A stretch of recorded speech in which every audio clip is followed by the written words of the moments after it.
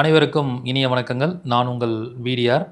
நாம் இந்த சீரீஸில் முடக்கு நட்சத்திரம் சொல்லும் முன்ஜென்ம கர்மாவும் பரிகாரத்தை பற்றி பார்த்துட்ருக்கோம். நம்ம எல்லாருக்கும் தெரியும், இந்த முடக்கு தோஷம் அப்படிங்கிறது ஒரு மனிதனோட வாழ்க்கையை ஏதாவது ஒரு விஷயத்தில் முடக்கி வச்சிரும்.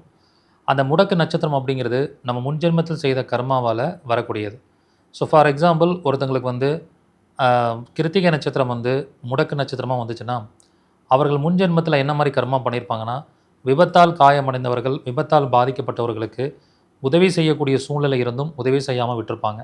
அதன் காரணமாக இந்த ஜென்மத்தில் அவர்களுக்கோ அல்லது அவங்களை சார்ந்த குடும்பத்தாருக்கோ விபத்தினால் பல பிரச்சனைகளை சந்திக்கக்கூடிய சூழல் ஏற்படும். ஸோ இதுக்கு பரிகாரமே விபத்தால் காயமடைஞ்சு அறுவை சிகிச்சை பண்ணுறவங்களுக்கு அறுவை சிகிச்சைக்காக மருத்துவ உதவியோ அல்லது பண உதவியோ செய்வது தான்.